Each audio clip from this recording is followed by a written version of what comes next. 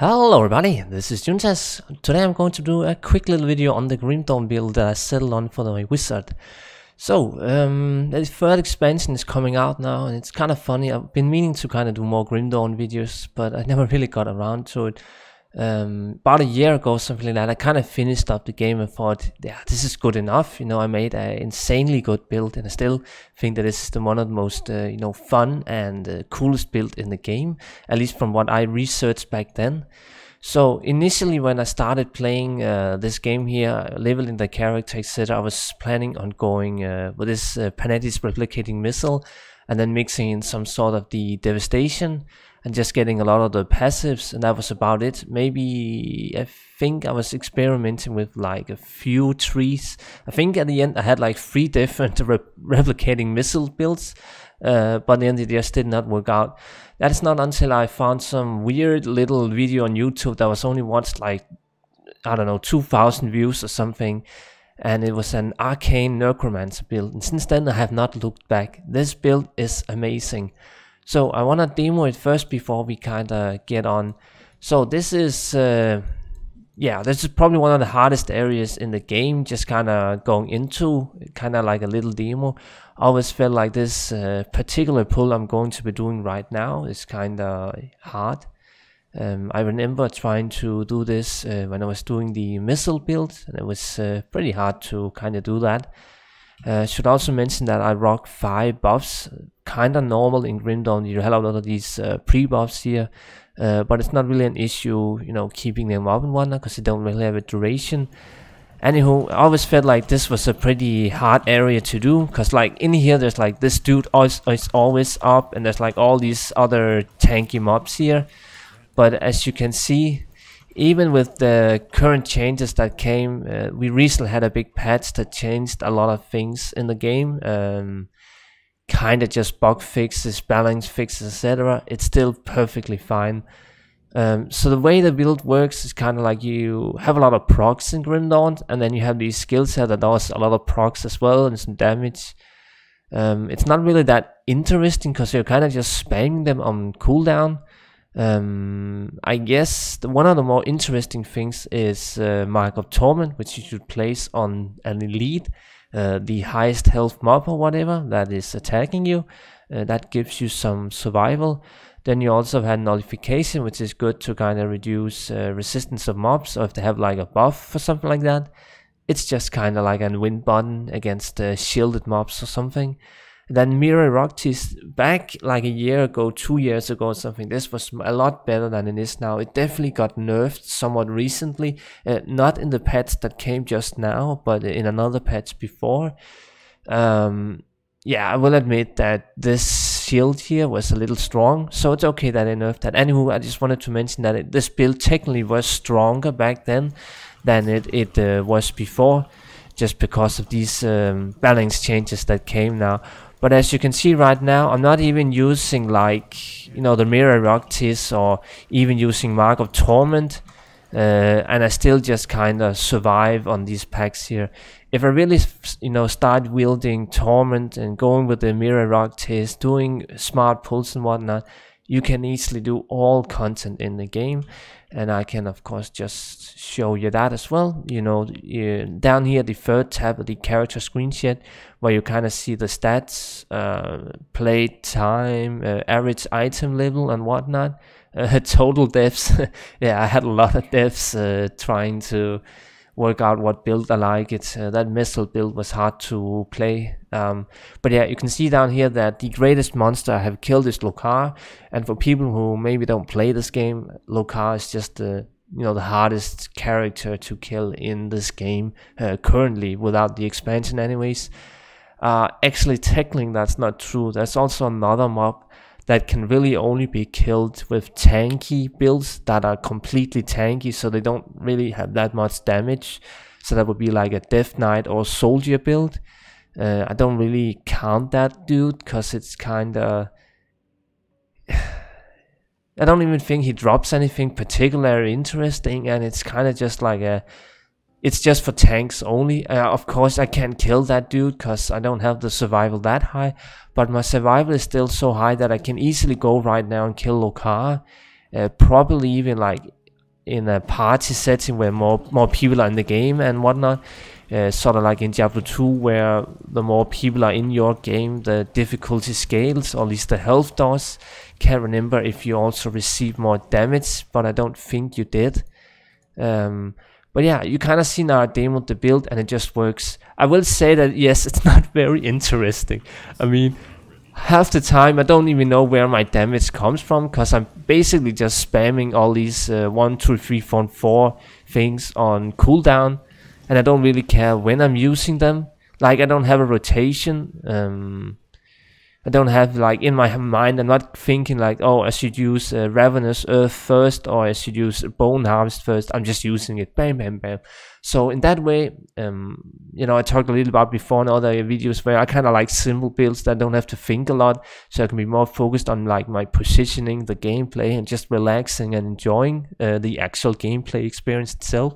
And this is where this build kind of shines. So I can maybe just mention really fast that the Panetis was a lot of kiting. It was a lot hard to survive. Yeah, you saw I died 500 times, and honestly I think ever since I switched to this build, maybe I died like 20 times, maybe less, I don't know. The build is that strong that I wouldn't say you're immortal, but it's so close to being immortal even at lower gear levels, that you don't really feel threatened, at least outside of harder content or harder pulls. But yeah, the pull that I just demoed up here, I don't know if there's other harder places that you can quickly access to farm from a waypoint or something like, but I always felt like that pull was very hard to do, at least on the missile build that I did before. Anywho, I want to go back and just quickly run a little over the gear. So one thing you should note, which I'm not quite sure about, sorry for not doing my research, maybe a little bit lazy here, but Malmouth expansion, which came like a year or 2 years ago or whatever, all this gear here, it basically just scaled up to the next level. So in 94, what was this one called? Mythical Mind Warp. This was just a mind warp in the old expansion, or on the vanilla game. So in technically you could reuse this build with all the same items on the max level that the next expansion is going to offer us. So I kind of just hope that I can reuse this build, because honestly I like it. And that's the thing, I actually like the build. It's not like I'm playing it because it's strong, I actually enjoy it. And that's the cool thing, where you know, play an RPG and you actually enjoy a build, and not just because it's strong like a stupid Hammer Paladin or whatever in Diablo 2 that is actually very boring for me, but it's incredibly strong. So I should probably mention a little about the gear. So in Grimdawn we have these enchantments, and it's basically just something like this one that is gotten through reputation. Then we also have these augments, and the augments are definitely the hardest things to kind of wrap your head around. They're enchantments, so if you played World of Warcraft, they're just like enchanting, but they're either crafted or bought from vendors or something like that. It's a bit yeah, convoluted. And then some of these yeah, these enchantments can also give you skills. So in my case, I have Kara Strike on both my weapons, so that's a teleporting skill that also does a crap ton of damage. It's actually super strong, and you can actually get Kara Strike really early in the game, which is great for leveling. So that's kind of cool with enchantments changing your entire build, because without Kara Strike, this build is actually a lot worse. So yeah, I like the enchantments in this game, but when you start out playing Grimdawn, you're gonna hate it because it's so, I don't know, I just felt like it was very clunky. And then you have to look up on websites, external websites on the internet to find what is the best enchantments and where do they come from and what reputation do you need and so forth. Anywho, that's about it I wanted to kind of say for that. So all the items here should be the mythical versions. I will also mention a little thing here. My mind warp is really well rolled. I'm so happy about this one. Actually, when I was trading for some of the last gear, You can see some of the gear here. I'll go into little details a little bit later. I actually had one guy reach out, oh, can't you trade this one because it's so well rolled. So in Grimdawn, items do roll fairly large percentage. You know, they can vary a lot. You can get a crap roll, but you also get a really good roll. And in my case, this is a this is a pretty good roll, especially for a weapon. Those can obviously be harder to farm for or get whatever. So yeah, I'm very happy with this Mind Warp. The proc itself is not that interesting, but it's kind of cool that it's 100% to chance on attacks, so that's kind of fun enough.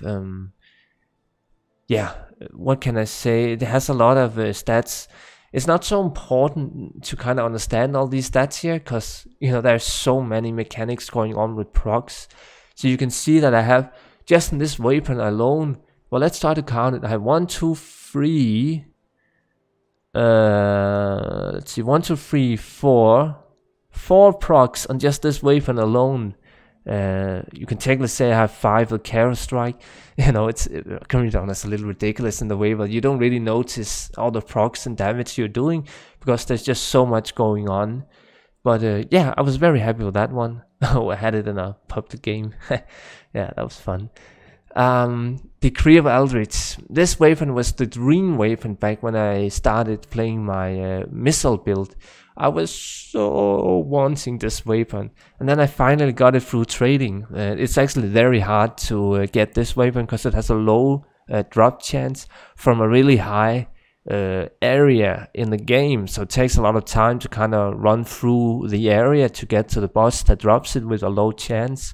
So this is one of the most sought out after weapons in the game, definitely by far. I think it's one of the maybe 10 to 20 most sought after items ever in Grimdawn, at least in terms of weapons. Maybe not what's in Ashes of Melmouth, I think, but at least in vanilla, this weapon was the shit to get. Anywho, you can see that this one also has a lot of elemental damage and whatnot, and then it converts a lot of the elemental damage to Aether damage, which is a mechanic where you, yeah, as it says, elemental damage to Aether damage, which is something I do a lot. And then it also gives you a skill, so that's another proc. And yeah, I also enchanted with Carrot Strike and a Riftstone. Yeah, there's so much going on with this weapon as well, and I love it. It's very, very cool weapon. And then I'm using the Iskander set. This one just gives great stats. There's not so much, you know, to it really. It fits the build very well, and that's kind of why I went with it. You could also have gone with some other sets that kind of mimics these stats, but this was just the overall better choice for me personally. I guess, what's the most interesting part I could maybe mention from this set? You could perhaps see that the set items or the bonuses are not that interesting. It kind of just gives you more stats. In that way, actually, Diablo 2 is more interesting. That's a little kind of like a fun thing. Yeah, I guess the shoulders are something that drops a lot in the game. I always felt like the set items, the hardest parts were perhaps just something like legs or helms or something, but the shoulders seem to drop a lot for me. I actually think I found 3 of these myself. So depending on what set you're gonna get, it's easier to often trade for these items. And then I can talk a little about the rings and the amulets. So this ring here was actually, I believe this one was crafted. Oh no, this one was the crafted one. Yeah, this one was the crafted one. So it's cool that you can actually craft true endgame items that you're going to be using on an endgame build. I really like that. Yeah, you can just see this has a lot of Aether damage, some cold damage, and it gives a lot of skills as well. Some of these skills not utilized by my build, but that's okay. And then it comes with another proc, only at 10%.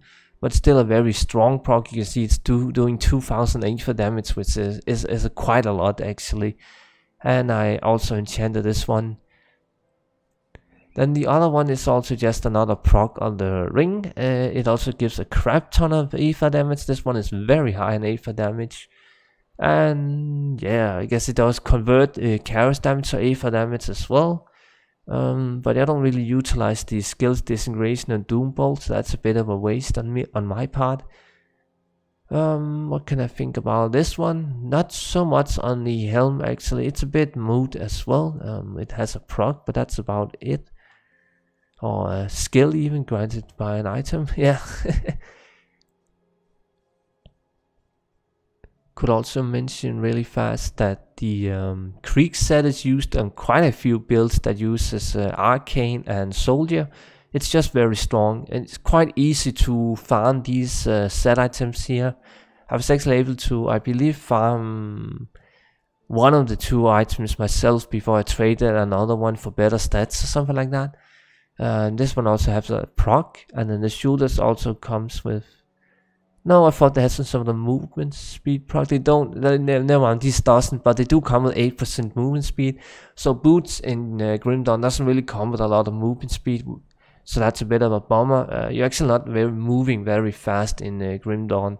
It's kind of, yeah, it's not that fast movement speed compared to maybe other games. But you can see here physical damage, aether damage, a lot of health, movement speed, some resistance, and some skills. This is an amazing boots for particularly my build, but also on soldier builds that uses arcane skills. And yeah, I should also mention something like this one. This is crafted. So you see this one is only a level 35 item, but it's actually perfect for what I need. And I couldn't really get a better relic myself. So I had to settle with a level 35 item, which seems a bit odd, I agree, but that's just how itemization works in Grimdawn, where crafted low level items are sometimes better. And then I could also mention this medal here. This one enables you to dual wield items, which is not normally something I can do as a necromancer on arcane build. So I have to use a direwolf claw. This is a pretty great item just because of the dual wielding mechanic. The skills themselves are not that interesting. That just gives me some damage, which I doesn't really utilize a lot. I don't have a lot of pierce or bleed damage or anything like that. It also comes with again another proc. It's a bit silly at some point, but all the procs can't really keep track on them all. And then this cord here is also just really good again for the damage that I tend to kind of do with aether damage. 1+ to all skill is also kind of rare on items in general. You don't really get a lot of full plus skillers on items in this game. It's more specific skillers. I could maybe take the helm here, +2 to mirror Octis and 2 to elemental balance. That benefits me a lot, but of course it would have been better if it had maybe +2 or +1 to all skillers in arcane. So yeah, I think that's about it for the gear. Also maybe talk a little bit about the how I kind of built it, physique and cunning and spirit. So physique was pretty... I actually think I went like 95 or was it 100% physique. You really just want a lot of life. Like in my case, when I started playing the replicas missile build or something, I had maybe 6,000 life or something. I was dying all the time. But as soon as you reach like 10,000 health, the game becomes that much easier to play, I would say. I should probably also mention that this thing here, it actually lies. You shouldn't really worry much about the damage per second. Of course it matters, it's a good indication. You can see that the damage that I'm doing now, just auto attacking, I'm only holding down the left mouse button, not doing anything else. And you can see that sometimes I'm critting almost 100k, 57 there and so forth. Now we can try use a few skillers. So I will just do my nullification. And now I'll just go to town with it all. And you can see that quickly the damage, you saw 150, 164, 142,000, 24, 135, 50,000, 79. You can easily crit up to 100,000 damage in this game here, at least for my build. I guess other builds can crit maybe 500,000 if they're more, who knows, single target oriented. But which is this build is also it does a lot of good single target actually. The boss damage is very good, especially because of something like the Counter Strike, and the single target is fine, but the AoE is also very good, which is very important in this game because the density in areas is of course high. As you saw on the demo, you want AoE. Yeah, I don't think there's much more to say. I don't even have a switch weapon or anything because I don't really need it. I guess you could experiment with a switch weapon if you wanted to, but I don't really have it. I should also mention really fast, resistance is super important in this game. As you can see, I'm overcapped on every single one of them, which is actually very hard to get. This is where augments and enchantment comes in, so you have to kind of shuffle these around a lot till you get the right stats. In my case, I lack a bit of Chaos resistance and I lack a bit of bleed resistance, but everything else is capped. The stun duration thingy here is also at 50%, so that's okay. Yeah, the offensive and defensive abilities, you shouldn't really worry too much about this. I don't, at least, because it's kind of like some people want to stack a lot of these stats here. I'm mostly just worried about my survival. I wanted a lot of health and I definitely got that. But yeah, I think that's pretty much it. So again, if you're interested in this game, feel free to check it out on Steam or whatever. I still think that this is the best modern RPG that I personally have tried. I will admit that yes, there are some very shitty futures. I'll just quickly talk a little about Grimdawn. There are some shitty futures that makes me dislike it. So first of all, there's this Crucible DLC which doesn't cost a lot of money on Steam. It's a fine little DLC, but it rendered the entire game useless because people are just leveling through the Crucible and they're farming all the loot, all the components and materials, often most of the components and materials I should say, through only Crucible with a method that's called die farm, which is basically just you die, reset the event, you die and you reset the event at a high level, and it's very easy to replicate that in a party of 4 or whatever. So that sucks because I guess I can just quickly go to the stash now. You will I can just mention this is like a blacksmith here. You can kind of see how you can craft. Actually, crafting this game is very convoluted. It requires a lot of materials, but it's doable to understand. The crafting is definitely a lot easier like in Diablo 3.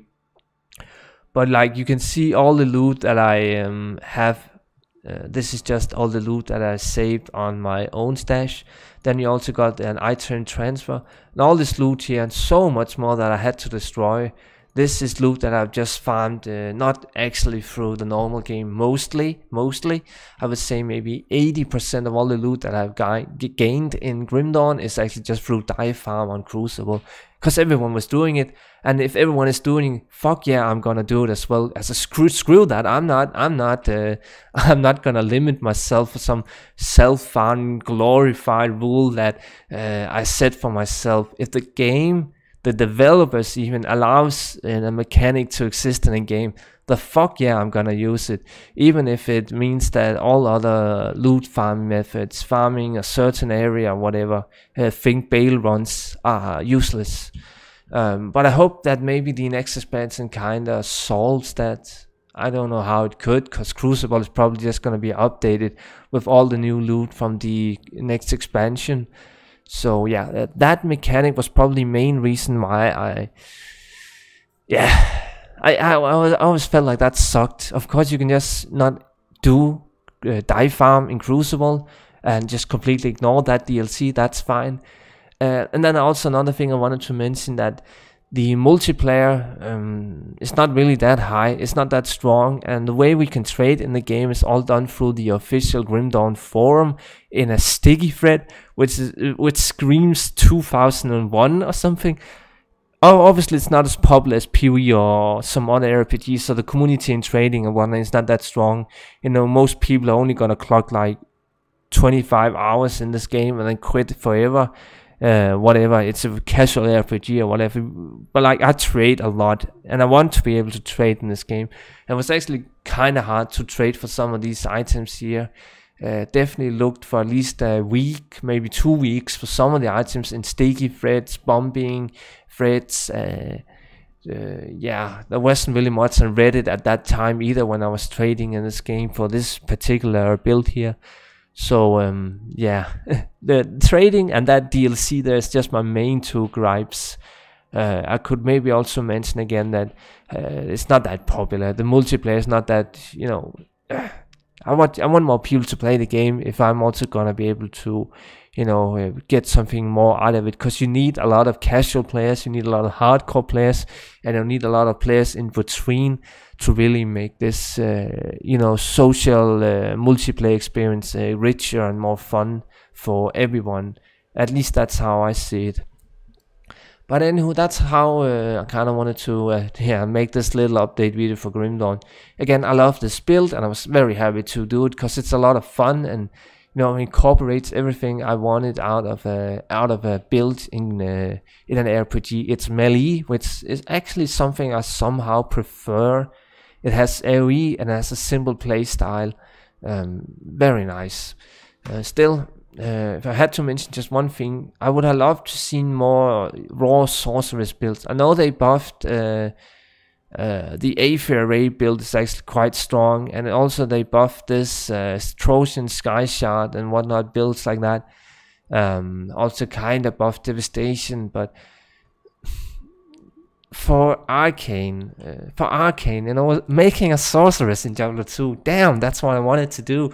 Wanted to make a sorceress. That's why I fucking died 500 times trying to clear the game with a replicating missile build. Honestly, I fucking hated going to Mythic, the hardest difficulty in Azure Elmouth with no gear, doing this stupid missile build. It was so hard to complete the game with that. So that is why I had to abandon that idea and start looking elsewhere. And that is why YouTube is such a great thing. You know, I just went like half an hour researching, oh, Arcane Soldier, Arcane Necro, something built. And then suddenly I found this little tiny YouTube video that's been watched by nobody.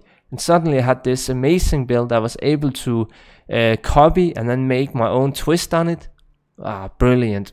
I love it. Yeah, YouTube is fucking great for gaming and all that shit. Everyone knows that. I love YouTube. That's also probably why I'm trying to make this video today. A little bit late, because maybe this build will be altered once we have the new expansion, but we will see. I hope not. I hope I can continue using this build for the next expansion.